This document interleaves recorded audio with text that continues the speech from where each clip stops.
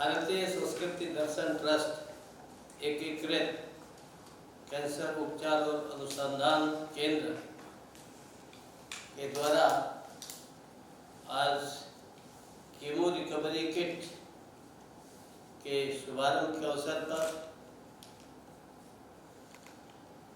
हमारे पद्म भूषण श्रद्धेय अशोक कोकड़े जी, पद्म भूषण वैद्य डॉक्टर देवेंद्र जी त्रिपुरा, श्रीमती शोभा शिप्रोनकर जी, इस सब के पीछे जिनका इतना बड़ा श्रेय है हमारे भारतीय संस्कृति दर्शन ट्रस्ट के डॉक्टर सदानंद सर देशमुख जी और अन्य यहाँ उपस्थित सभी वरिष्ठ चिकित्सकगण, श्रोतागण, मैं आप सब लोगों को बहुत धन्यवाद देता हूँ कि आप लोगों ने किसी स्वस्थ आदमी को बुलाया होता तो ज़्यादा अच्छा होता। ये त्रिगुणा जी जानते हैं मैं पेट का पुराना मरीज हूँ, परंतु भगवान की दया से कैंसर का नहीं हूँ, तो इसलिए कैंसर के उसमें कुछ बोलने को आने में मुझे कष्ट भी नहीं हुआ और अच्छा भी लगा कि हम सब लोग कैंसर एक ऐसा नया बीमारी है पर कैंसर का कुछ न कुछ इलाज ढूंढा गया है।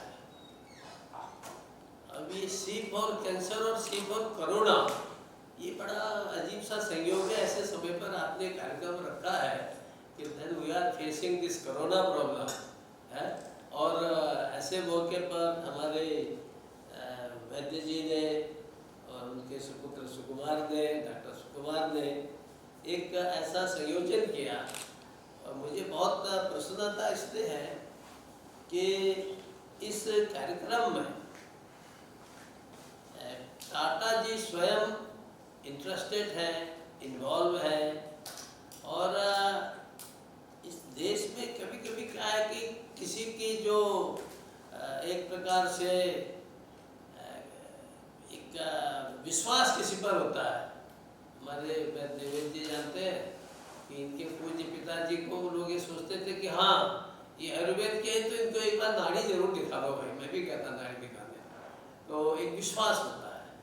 और ये सौभाग्य है कि हमारे उद्योगपतियों में टाटा का नाम एक ऐसा विश्वसनीय नाम हो गया है और उनके इंस्टीट्यूशन इतने विश्वसनीय हो गए हैं कि लोग उस पर जाना, उनसे लाभ उठाना, उनके यहाँ पढ़ना या जो यहाँ इवन नौकरी करना, वो लोग उसमें बड़ा गौरव अनुभव करते हैं।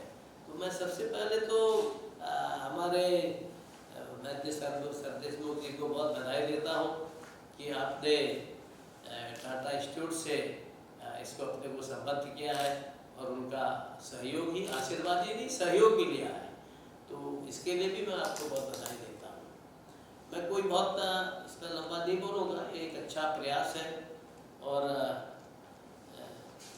ये कोई केवल जिसको सस्ती लोकप्रियता कहते हैं, पॉपुलैरिटी कहते हैं, मुझे खुशी हुई है कि प्रोग्राम उसके लिए दे रखा गया है। बहुत ऐसा होता है जब कोई छोटी चीज़ खोजते हैं तो उसके तुरंत बाद उसका प्रचार बढ़ा करते हैं, मैग्नीफाइड उसमें करते हैं, लेकिन आपने ये एक बड़े सुंदर ढंग से और इस कार्यक्रम को किया है कि हम इसको पेटेंट करेंगे, हम इसको आगे उपयोग करेंगे। जैसा अभी वैद्य त्रिगुणा जी बता रहे थे कि 14,000 लोगों पर इसका प्रयोग हो चुका है और आप में से money specialist were talking about all this. जो आप लोग मराठी में बोल रहे थे वो मुझे अच्छा लग रहा था कि I can understand your Marathi also, इसलिए मैं आजकल बोलता हूँ कि भाई या तो मराठी में बोलो या हिंदी में बोलो, अंग्रेजी में तो मजबूर में ही बोलना चाहिए, मैं भी अंग्रेजी में मजबूर में ही बोलता हूँ।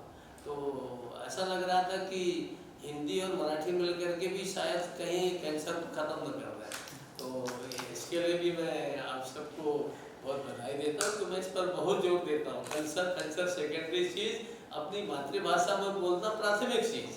तो इसलिए इतने सुंदर ढंग से आपने विचार रखे कि मेरा जैसा नॉन मराठी आपकी हर किसी बात को समझ रहा था। तो इसका अर्थ ये है कि हमारे यहाँ कितनी चीज़ें साम्यताएँ हैं जब भाषाओं में इतनी साम्यता है, इतनी सिमिलरिटी है, तो मेरा कहना यह है वैद्य जी, त्रिगुणा जी, कि साइंस में भी, एलोपैथी में भी और आयुर्वेद में भी निश्चित रूप से साम्यता है।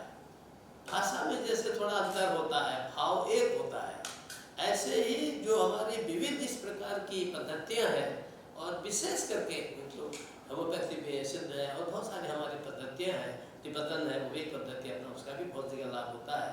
लेकिन आयुर्वेद और जो एलोपैथी है, इन दोनों में एक साम्यता क्या है कि आयुर्वेद में बड़े गहन अध्ययन के बाद और सारी खोज की गई है, और आयुर्वेद के अंदर मैं जानता हूँ कि यदि आयुर्वेद नहीं होता मैं तो शायद मर गया होता। 9 महीने केवल मैंने त्रिगुणा जी को बताया है कि 9 महीने केवल मैंने मट्ठा पिया, उसमें पानी भी नहीं पड़ता था, मैं पानी भी नहीं पीता था।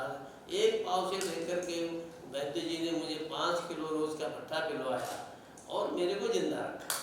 तो एक प्रकार से आयुर्वेद, क्योंकि मेरा व्यक्तिगत अनुभव है, और मेरा व्यक्तिगत अनुभव इसलिए भी आपको बता रहा हूँ। I think some of you are who knows English may be understanding my Hindi, फिर अंग्रेजी बोलूँगा तो मजा नहीं आएगा मुझे।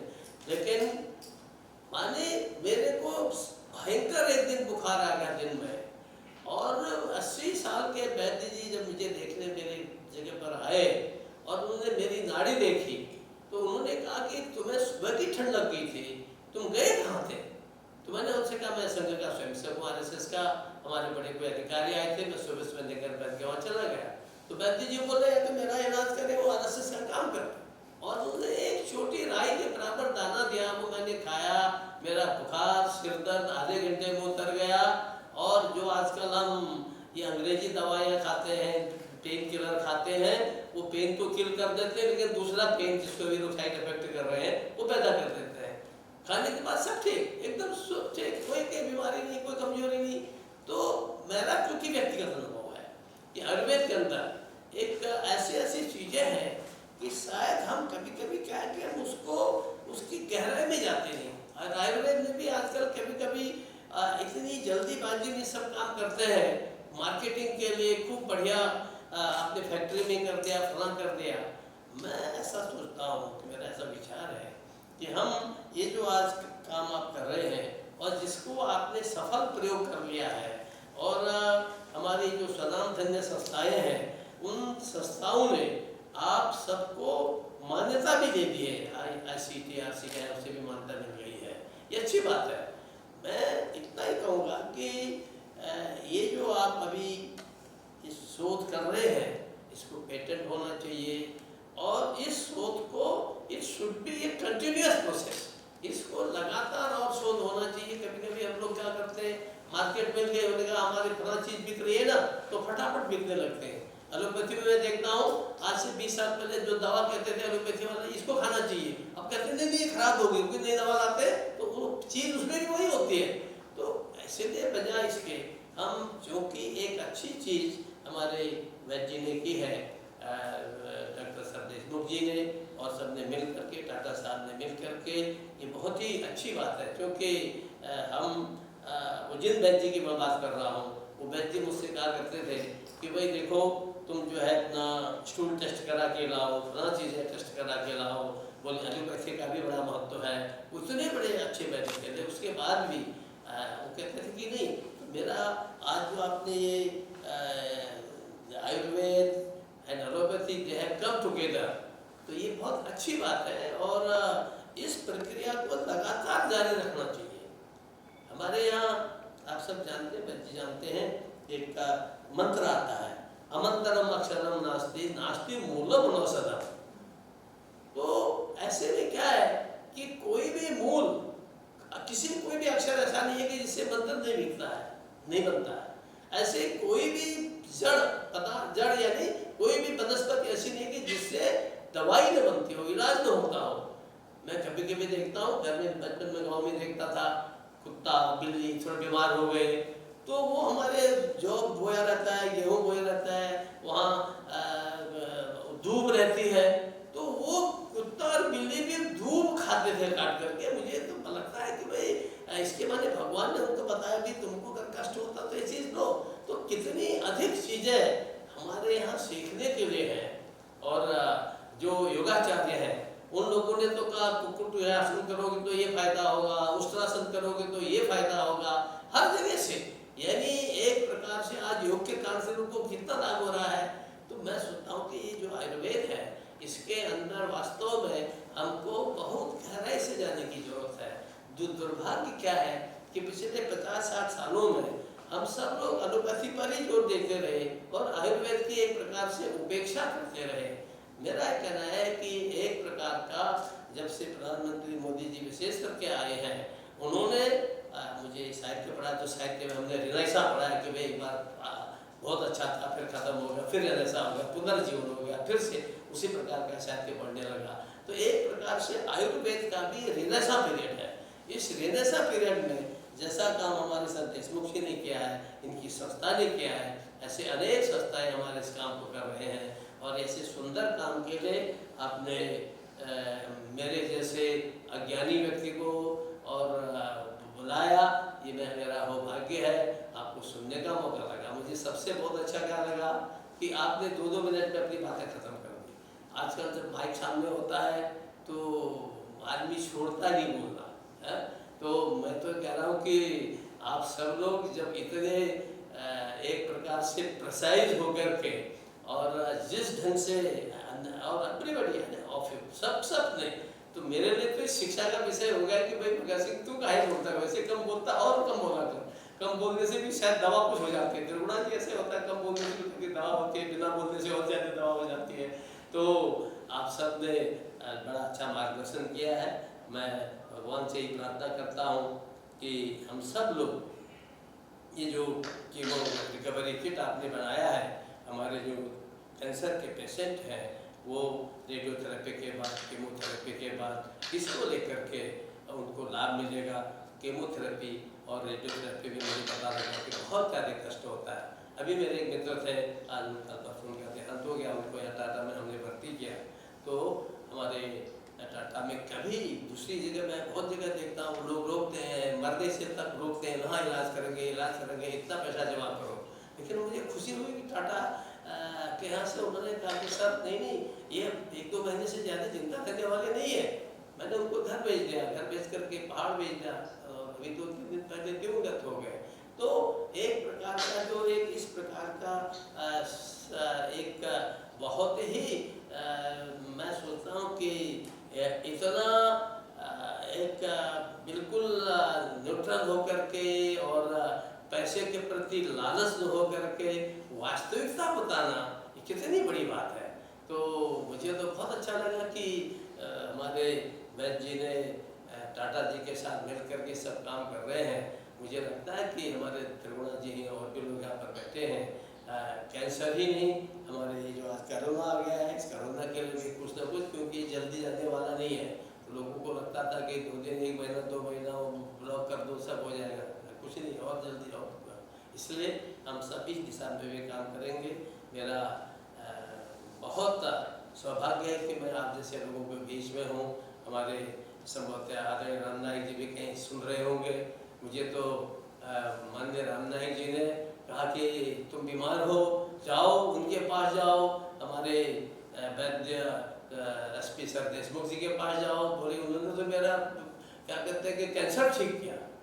पता है उनका कैंसर ठीक हो गया और आज 85 साल में भी मेरे से ज़्यादा तेजस्वी है। तो उन्होंने भी मुझको कहा कि इतने की दवा ले भी नहीं पाया हूँ, लेकिन एक प्रत्यक्ष उन्होंने कहा कि मुझे इतना लाभ हुआ उनकी दवा से।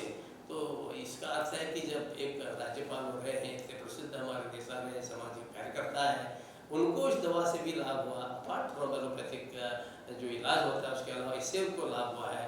तो मैं सोचता हूँ कि शायद इससे अभी 14,000 लोगों का आपने वर्णन किया है, ये सारे हमारे जितने भी इसके मरीज हैं कैंसर के, उन मरीजों को इससे लाभ हो, नया जीवन मिले, उनको एक नई ज्योति मिले।